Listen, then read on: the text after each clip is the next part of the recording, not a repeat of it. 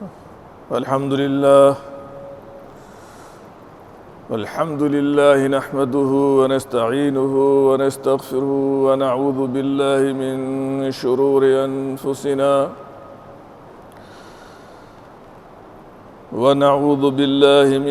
شرور أنفسنا ومن سيئات أعمالنا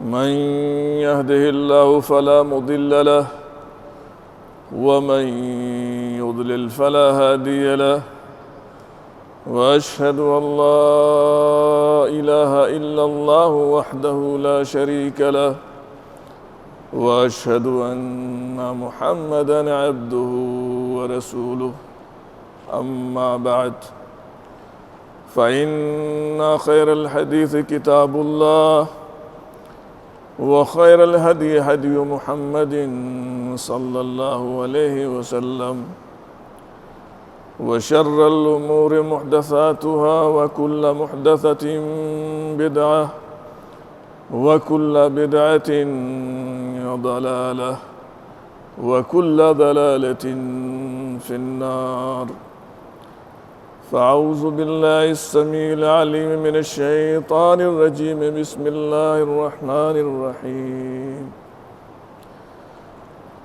فلا وربك لا يؤمنون حتى يحكموك فيما شجر بينهم ثم لم يجدوا في أنفسهم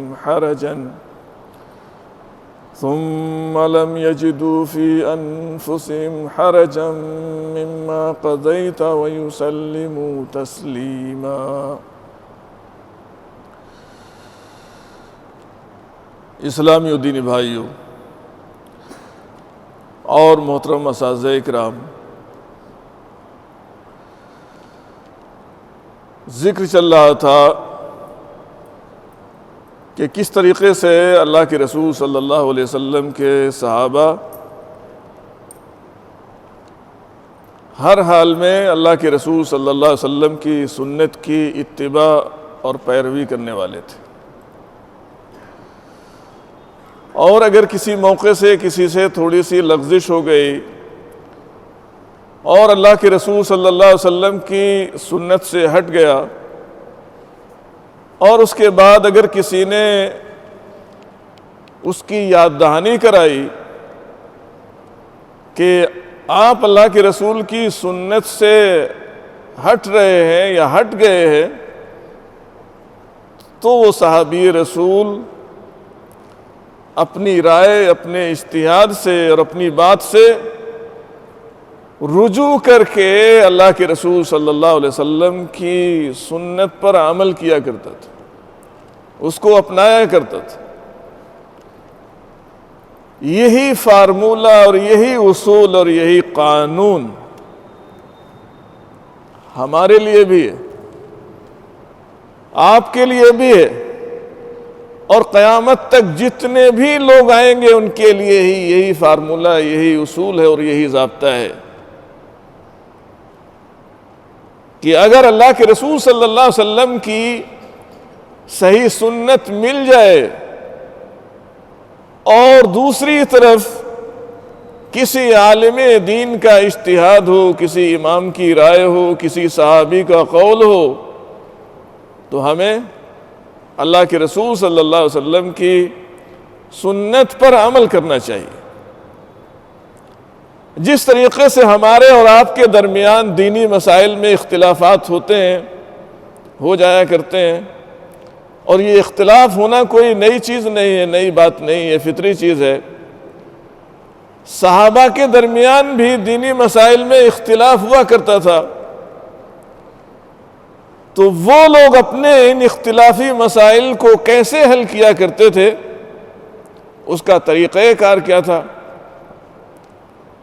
آج آپ سے اسی سلسلے میں انشاءاللہ گفتگو ہوگی کہ صحابہ کے درمیان اگر کسی دینی مسئلے میں اختلاف ہو گیا تو انہوں نے اس اختلاف کو کیسے ختم کیا ہے، اس کو کیسے حل کیا ہے۔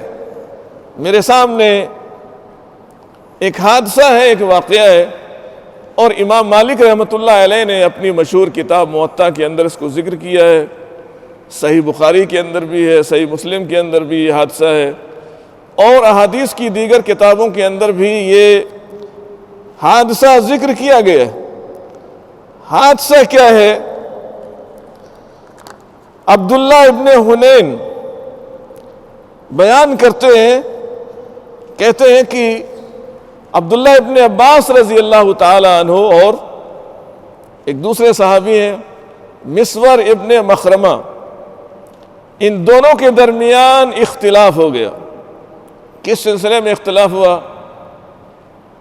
کہ حالت احرام میں اگر کوئی شخص غسل کرتا ہے تو وہ اپنا سر دھوئے گا یا نہیں دھوئے گا، سر کے بالوں کو وہ حرکت دے سکتا ہے یا نہیں دے سکتا ہے، اس لیے کہ حالت احرام میں بالوں کو توڑنا، بالوں کو نوچنا، بالوں کو تراشنا یہ منع ہے، آپ نہیں کر سکتے ہیں احرام میں داخل ہونے کے بعد۔ تو اب یہ مسئلہ تھا کہ اگر کسی شخص کو غسل کی حاجت و ضرورت ہوتی ہے اور غسل کرنا چاہتا ہے تو اب وہ اپنے سر کو دھوئے گا یا نہیں دھوئے گا، بالوں کو حرکت دے گا یا نہیں دے گا، اس مسئلے میں اختلاف ہو گیا۔ عبداللہ ابن حنین کہتے ہیں کہ ان عبداللہ ابن عباس و مخرمہ، ان دونوں کے درمیان اختلاف ہو گیا، لہذا اور یہ اختلاف کا کہاں ہوا ہے اس کی جگہ بھی بعض روایات میں مذکور ہے کہ اختلاف کہاں ہوا تھا۔ ایک مقام ہے جس کو ابوا کا نام دیا جاتا ہے، مکے اور مدینے کے درمیان ایک بستی ہے، وہاں پر اس مسئلے میں اختلاف ہوا۔ فقال عبداللہ یغسل المحرم راسہ، عبداللہ ابن عباس نے کہا کہ محرم اگر غسل کرتا ہے تو ایسی صورت میں وہ سر کے بال دھوئے گا۔ وقال المسور ابن مخرمۃ لا یغسل المحرم راسہ، اور جو دوسرے صاحب ہیں انہوں نے کہا کہ محرم اپنے سر کو نہیں دھوئے گا، اختلاف ہو گیا۔ قال فارسلنی عبداللہ ابن عباس الی ابی ایوب الانصاری، لہذا کہتے ہیں عبداللہ ابن حنین، عبداللہ ابن عباس رضی اللہ تعالی عنہ نے مجھے ابو ایوب انصاری رضی اللہ تعالی عنہ کے پاس بھیجا اس مسئلے کے تعلق سے کہ ان سے پوچھ کر آؤ کہ صحیح بات کیا ہے۔ فوجدته یغتسل بین القرنین، تو عبداللہ ابن حنین جب ان کے پاس پہنچے تو دیکھا کہ ابو ایوب انصاری رضی اللہ تعالیٰ عنہ دو لکڑیوں، کنویں پر جو دو لکڑیاں لگی ہوتی ہیں ان کے درمیان غسل فرما رہے، وَهُوَ مُسْتَتِرٌ بِثَوْبٍ، اور انہوں نے ایک کپڑا وہاں ڈالا ہوا ہے، کپڑے سے آڑ کی ہوئی ہے۔ فَسَلَّمْتُ عَلَيْهِ، عبداللہ ابن حنین کہتے ہیں کہ میں نے ابو ایوب انصاری کو سلام کیا۔ فَقَالَ مَنْ هَذَا، تو ابو ایوب انصاری نے پوچھا کہ کون صاحب ہے جنہوں نے سلام کیا ہے، چونکہ وہ آڑ میں تھے، پردے میں تھے۔ فَقُلْتُ أَنَا عبداللہ ابن حنین، تو انہوں نے کہا کہ میں عبداللہ ابن حنین ہوں، ارسلنی الیک عبداللہ ابن عباس، مجھے آپ کے پاس عبداللہ ابن عباس نے روانہ کیا ہے، کس لیے؟ اسألک، تاکہ میں آپ سے سوال کر سکوں، پوچھ سکوں، کیف کان رسول اللہ صلی اللہ علیہ وسلم یغسل رأسہ وہو محرم، حالت احرام میں اللہ کے رسول صلی اللہ علیہ وسلم اپنے سر کو کس طریقے سے دھویا کرتے تھے، سر کے بالوں کو، یہ پوچھنے کے لیے میں آپ کے پاس آیا ہوں۔ قال فوضع ابو ایوب یدہ علی الثوب، عبداللہ ابن حنین کہتے ہیں کہ ابو ایوب انصاری نے اپنا ہاتھ، جو کپڑا انہوں نے پردہ آڑ کے لیے لگا رکھا تھا اس پر اپنا ہاتھ رکھا، اس کو نیچا کیا تھوڑا سا، فتعتعہ، اس کپڑے کو، اس پردے کو تھوڑا سا نیچا کیا، کس لیے؟ حتی بدا لی راسو، تاکہ ان کا سر مجھے نظر آنے لگے، اس لیے انہوں نے ایسا کیا۔ اور اس کے بعد کہا ثم قال لانسان یصب علیہ، تو جو شخص ان کے اوپر پانی ڈال رہا تھا غسل کے لیے اس سے کہا اسبب، کہ میرے جسم پر، میرے سر پر تم پانی ڈالو۔ فصب علی راسہ، تو اس شخص نے پانی ڈال دیا ان کے سر پر۔ ثم حرک رأسہ بیدیہ، پھر ابو ایوب انصاری رضی اللہ تعالیٰ عنہ نے اپنے دونوں ہاتھوں کے ذریعے سے اپنے سر کو حرکت دی، یعنی بالوں کو حرکت دی۔ کیسے دی؟ اس کی تفصیل آگے آ رہی ہے۔ فَأَقْبَلَ بِهِمَا وَأَدْبَرَ، دونوں ہاتھوں کو آگے لائے، اس کے بعد پیچھے لے گئے، اس طریقے سے اپنے سر کے بالوں کو انہوں نے حرکت دی۔ ثم قال هَكَذَا رَأَيْتُ رسول اللہ صلی اللہ علیہ وسلم يَفْعَلُ، اور اس کے بعد انہوں نے کہا کہ میں نے اللہ کے رسول صلی اللہ علیہ وسلم کو اسی طرح سے کرتے ہوئے دیکھا ہے۔ لہذا یہ بات واضح ہو گئی کہ حالت احرام میں اگر کوئی شخص غسل کرتا ہے تو سر کا دھونا اس کے لیے، سر کے بالوں کو حرکت دینا اس کے لیے جائز اور درست ہے۔ کیوں جائز ہے؟ اس لیے کہ اللہ کے رسول صلی اللہ علیہ وسلم نے ایسا کیا ہے۔ آج لوگ کہہ دیتے ہیں کہ اتنے بڑے امام ہیں دین اور شریعت کے، اتنے بڑے عالم ہیں، ان سے کیسی غلطی ہو سکتی ہے؟ آپ سوچئے، مسور ابن مخرمہ صحابی رسول ہیں، اور ان کو یہ پتہ نہیں تھا کہ اللہ کے رسول صلی اللہ علیہ وسلم نے احرام کی حالت میں اپنے سر کو دھویا ہے اور سر کے بالوں کو بھی حرکت دی ہے۔ ان کو یہ بات معلوم نہیں تھی، اس لیے یہ بات ہمارے ذہن سے نکل جانی چاہیے۔ یہ سوال بار بار لوگ کرتے ہیں اور اعتراض کرتے ہیں کہ اتنے بڑے امام تھے، اتنے بڑے عالم تھے، ان سے کیسے غلطی ہو گئی؟ اللہ کے رسول کے علاوہ اس امت میں کوئی بھی ایسا نہیں ہے جس سے غلطی نہ ہو سکتی ہو۔ آئیے آگے دیکھتے ہیں روایت میں آگے کیا ہے۔ اس کے بعد آگے روایت کے الفاظ ہیں، وَزَادَ سُفْيَانُ بْنُ عُيَيْنَةَ فِي رِوَایَتِهِ فَرَجَعْتُ إِلَيْهِمَا، عبداللہ ابن حنین کہتے ہیں کہ میں یہ پیغام لے کر دونوں کے پاس واپس آیا، فَأَخْبَرْتُهُمَا، اور عبداللہ ابن عباس اور مسور کو دونوں کو میں نے خبر دی کہ ابو ایوب انصاری نے یہ جواب دیا ہے۔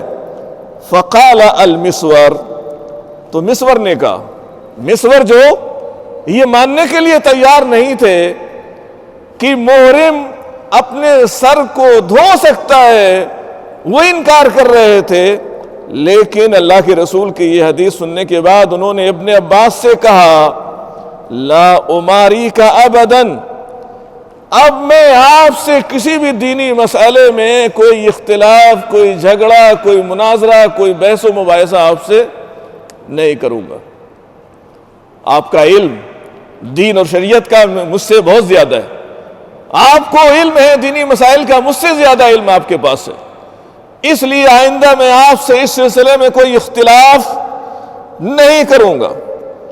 آئیے اس حادثے، اس واقعے پر کچھ علماء نے تبصرہ کیا ہے، وہ میں آپ کو سنائے دیتا ہوں، اس سے ہمیں کیا سبق حاصل ہوتا ہے۔ پہلا سبق اور پہلا درس، پہلی نصیحت اس حادثے کی کیا ہے کہ اگر دینی مسئلے میں اختلاف ہو جائے تو ہمیں یہ اختلاف کیسے حل کرنا ہے؟ نص کے ذریعے سے ہمیں یہ اختلاف حل کرنا ہے، قرآن کے ذریعے سے اور اللہ کے رسول صلی اللہ علیہ وسلم کی سنت کے ذریعے سے اس اختلاف کو ختم کرنا ہے۔ اور قرآن نے ہمیں ایک اصول دیا ہے، اور میں نے کسی موقع سے بہت تفصیل سے اس سلسلے میں گفتگو کی ہے۔ قرآن کی مشہور آیت ہے، یا ایھا الذین آمنوا اطیعوا اللہ واطیعوا الرسول واولی الامر منکم فإن تنازعتم فی شیء فردوہ الی اللہ والرسول، اگر کسی دینی مسئلے میں تمہارے درمیان اختلاف ہو جائے تو قرآن نے ہمیں ایک ضابطہ دیا ہے، ایک قانون دیا ہے، ایک اصول بتلایا ہے، کیا کرنا ہے؟ ہمیں یہ دیکھنا ہے کہ کس کی بات قرآن اور حدیث کے موافق ہے، جس کی بات قرآن حدیث کے موافق ہے اس پر عمل کرنا ہے، اور جس کی بات قرآن حدیث کے موافق نہیں ہے اس کو چھوڑ دینا ہے۔ ایک تو یہ بات معلوم ہے۔ دوسری بات، علماء نے لکھا ہے ترک الاجتہاد والقیاس عند النص، قرآن کی کوئی آیت آ جائے اور اللہ کے رسول صلی اللہ علیہ وسلم کی کوئی سنت، کوئی حدیث آ جائے، ایسی صورت میں اجتہاد کو، رائے کو انسان کو چھوڑنا ہوگا۔ یہاں صحابہ نے عمل کر کے دکھایا، مسور کی اپنی رائے تھی، لیکن اللہ کے رسول کی سنت ملنے کے بعد انہوں نے اپنی رائے سے، اپنے اجتہاد سے رجوع فرما لیا۔ دوسری بات، تیسری بات، بعض لوگ کہتے ہیں کہ جس صحابی کی بھی آپ پیروی کر لے جائیں، اتباع کر لے جائیں، آپ ہدایت یافتہ ہیں دنیا اور آخرت دونوں جہان کے اندر۔ لوگ کہتے ہیں، اور اس سلسلے میں ایک حدیث ذکر کی جاتی ہے، اللہ کے رسول صلی اللہ علیہ وسلم کی طرف نسبت کرتے ہوئے کہا جاتا ہے، اللہ کے رسول نے فرمایا ہے، اصحابی کالنجوم، میرے صحابہ ستاروں کی مانند ہیں، بِأَيِّهِمْ اقتدیتم اہتدیتم، جس صحابی کے پیچھے تم چلو گے تمہیں ہدایت مل جائے گی۔ آپ کو معلوم ہونا چاہیے کہ یہ حدیث جس کی نسبت اللہ کے رسول کی جانب کی جاتی ہے، لوگوں نے جو سمجھا ہے وہ سمجھا ہوا صحیح اور درست نہیں ہے۔ اس حدیث کا صحیح مطلب کیا ہے وہ میں یہاں بیان کر دوں۔ مشہور عالم دین ہے ابن عبد البر، کہتے ہیں اگر صحابہ کے درمیان کسی مسئلے میں اختلاف ہوتا ہے تو ایسی صورت میں اس کا حل کیا ہے، کس کی بات مانی جائے گی؟ لوگ کہہ دیتے ہیں یہ صحابی بھی صحیح ہے، ان کی بات بھی صحیح ہے، ان کی بات بھی صحیح ہے، دونوں کی بات صحیح ہے۔ کیا دونوں کی بات صحیح ہو سکتی ہے؟ بعض دفعہ ایک صحابی ایک چیز حرام ہے اس کو کہتا ہے حلال ہے، دوسرا کہتا ہے حرام ہے تو اس کو حرام کہتا ہے۔ ایسے بھی مسائل ہیں، لہذا دونوں کی بات صحیح نہیں ہوگی۔ ہمیں یہ دیکھنا ہوگا کہ کس صحابی کی بات اللہ کے رسول صلی اللہ علیہ وسلم کی سنت کے مطابق ہے اور کس کی بات سنت کے یا قرآن کے مطابق نہیں ہے۔ جس کی بات قرآن اور حدیث کے مطابق ہوگی اس پر عمل کریں گے، اور جس صحابی کی بات قرآن حدیث کے مطابق نہیں ہے، موافق نہیں ہے، ہم اس پر عمل نہیں کریں گے۔ شریعت نے ہمیں اس کی بات کو ماننے کا پابند نہیں بنایا۔ اب حدیث کا جواب کیا دیں گے؟ کہتے ہیں کہ میرے صحابہ ستاروں کی مانند ہیں۔ مختصر طور پر آپ سے کہا جائے، حافظ ابن عبد البر نے لکھا ہے اس حدیث کا کیا مطلب ہے، کہتے ہیں اس کا مقام اور اس کی صحیح جگہ، صحابہ ستاروں کے مانند ہیں ان چیزوں میں جو وہ اللہ کے رسول سے نقل کرتے ہیں۔ کوئی صحابی بھی اللہ کے رسول کے تعلق سے جھوٹ نہیں بول سکتا ہے، امت کا اتفاق ہے، سارے صحابہ عادل ہیں۔ کہا کہ اس حدیث کا مقام اگر یہ صحیح ہے تب، اولاً تو یہ حدیث صحیح نہیں ہے، اگر اس کو صحیح مان لیا جائے تو وہ امور جو وہ اللہ کے رسول سے نقل کر رہے ہیں، صحابہ ان سارے امور میں کیا ہیں؟ ستاروں کے مانند ہیں۔ اور اس کے بعد کہتے ہیں کہ کما قال اہل النظر کالمزنی، جیسا کہ اہل علم نے یہ بات کہی ہے، اور ان اہل علم سے ایک شخص کا ذکر بھی کیا ہے، کہتے ہیں کہ کالمزنی، مزنی امام شافعی کے خاص شاگرد ہیں، اور مشہور امام طحاوی حنفی عالم دین ہیں، ان کے ماموں ہوتے ہیں یہ۔ مزنی نے یہ بات کہی ہے، کیوں کہی ہے؟ لِأَنَّ كُلًّا مِّنْهُمْ ثِقَةٌ مَّأْمُونٌ عَادِلٌ، سارے صحابہ میں سے ہر ایک قابل اعتماد ہے، عادل ہے، مامون ہے، اور اس کی بات جھوٹ نہیں ہو سکتی جو وہ اللہ کے رسول کے تعلق سے بیان کر رہا ہے۔ لیکن کہتے ہیں لا فی الاجتہاد والرائے، لیکن صحابی اپنی رائے اور اپنے اجتہاد میں ستاروں کی مانند نہیں ہے۔ یعنی صحابی اگر اپنی رائے دیتا ہے، اجتہاد کرتا ہے، تو اس میں اس کی بات نہیں مانی جائے گی۔ کیوں؟ کہتے ہیں وَإِلَّا لَقَالَ ابن عباس لِلْمِسْوَرِ، اگر ایسی بات ہوتی ہر صحابی کی بات، اس کی رائے قابل حجت ہے دین میں، تو ابن عباس مسور سے کہتے کہ میں بھی ستارہ ہوں، تم بھی ستارے ہو، میں بھی ستاروں کی مانند ہو، تم بھی ستارے کی مانند ہو، اس میں تصدیق کرنے کی کیا ضرورت ہے کہ میری بات صحیح ہے یا تمہاری بات صحیح ہے؟ لیکن انہوں نے کہا کہ نہیں، ہم یہ دیکھیں گے کہ مسور کی بات صحیح ہے یا عبداللہ ابن عباس کی بات صحیح ہے. تصدیق ہوئی ابو ایوب انصاری کے ذریعے سے, انہوں نے تصدیق کی کس کی بات صحیح ہے. جس کی بات صحیح ہے اس پر عمل کیا جائے گا. یہ تو اس حدیث کا مسئلہ ہے. واضح کر دیا کہ اگر صحابہ کے درمیان کسی دینی مسئلے میں اختلاف ہوتا ہے تو ایسی صورت میں اسی کی بات ہم مانیں گے جس کی بات قرآن کے مطابق ہو اور جس کی بات اللہ کے رسول صلی اللہ علیہ وسلم کی سنت کے مطابق ہو. اور اس حدیث کی جہاں تک سند کی بات ہے کہ یہ حدیث سند کے اعتبار سے صحیح نہیں. اس حدیث کی سند میں متروک راوی, کذاب راوی, جن پر جھوٹ بولنے کا الزام ہے, ایسے راوی اس حدیث کی سند میں موجود ہیں. اس حدیث کو علماء کی بڑی تعداد نے سند کے اعتبار سے ضعیف قرار دیا ہے. اور موجودہ زمانے کے ماضی قریب کے حدیث کے بہت بڑے عالم دین ہیں, علامہ البانی رحمۃ اللہ علیہ, ان کا نام آتا رہتا ہے. انہوں نے اس حدیث کو موضوع قرار دیا ہے. اللہ کے رسول کی جانب اس کی نسبت کرنا درست نہیں ہے. یہ تو سند کا مسئلہ ہے اور متن کے اعتبار سے بھی یہ حدیث درست نہیں ہے, صحیح نہیں ہے. اگر اسی حالت میں جو حالت اس حدیث کے الفاظ ہیں انہی کو مان لیا جائے تو متن کے اعتبار سے بھی یہ حدیث صحیح نہیں ہے. اور اس کی علماء نے کئی مثالیں بیان کی ہیں, میں بس مختصر طور سے ایک مثال بیان کرتا ہوں. انس رضی اللہ تعالیٰ عنہ نے روایت کی ہے, کہتے ہیں کسی موقع سے بارش ہوئی اور اس بارش میں آسمان سے اولے گرے, اور ابو طلحہ رضی اللہ تعالیٰ عنہ مشہور صحابی ہیں, روزے کی حالت میں تھے. فجعل یاکل منہ, لہذا وہ کھانے لگے اٹھا کر. ان پر اعتراض کیا گیا, کہا گیا کہ آپ تو روزے سے ہیں اور یہ اولے کھا رہے ہیں, آپ کا تو روزہ ٹوٹ جائے گا. فقال انما ھذا برکۃ, کہا کہ یہ تو اللہ رب العزت کی برکت ہے. اور بھی اس کی سند صحیح ہے, امام احمد نے اس کو روایت کیا ہے, اور بھی محدثین نے اس واقعے کی سند کو صحیح قرار دیا ہے. یہ صحابی کا اجتہاد ہے. امت کا اجماع ہے کہ برف کھانے سے, اولا کھانے سے روزہ ٹوٹ جائے گا. اجماع ہے اس بات پر اس امت کے علماء کا کہ اگر کوئی شخص روزے کی حالت میں برف کھا لے یا اولا کھا لے تو ایسی صورت میں اس کا روزہ ٹوٹ جائے گا. لیکن صحابی کا اجتہاد کہ نہیں ٹوٹے گا, تو آپ بتلائیے کس پر عمل کریں گے؟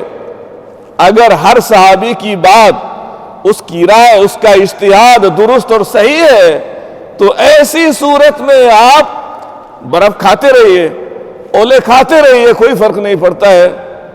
تو یہ مسئلہ تھا کہ آپ یہ تصور نہ کریں اور یہ بات ذہن سے نکال دیں کہ جس صحابی کے بھی پیچھے آپ دین کے تعلق سے اس کا دامن پکڑ لیں اور آپ کو ہدایت مل جائے گی. یہ بات نہ تو سند کے اعتبار سے صحیح ہے نہ متن کے اعتبار سے صحیح ہے. صحیح کیا ہے؟ صحیح یہ ہے کہ جس صحابی کی بات قرآن کے مطابق ہوگی, جس کی حدیث کے مطابق ہوگی, اس کی بات مانی جائے گی. اور جو ائمہ مجتہدین ہیں انہوں نے سب نے اسی طرح کی بات کہی ہے. اللہ رب العزت سے دعا ہے کہ اللہ تعالی ہمیں اور آپ کو اللہ کے رسول کی سنتوں پر عمل کرنے کی توفیق عطا فرمائے. اور اگر ہمارے درمیان دینی مسائل میں اختلافات ہیں اور یہ کوئی نئی بات نہیں ہے, اپنے ان اختلافات کو قرآن حدیث کی روشنی میں حل کرنے کی, ختم کرنے کی اللہ تعالیٰ ہمیں توفیق عطا فرمائے. وآخر دعوانا الحمدللہ رب العالمین.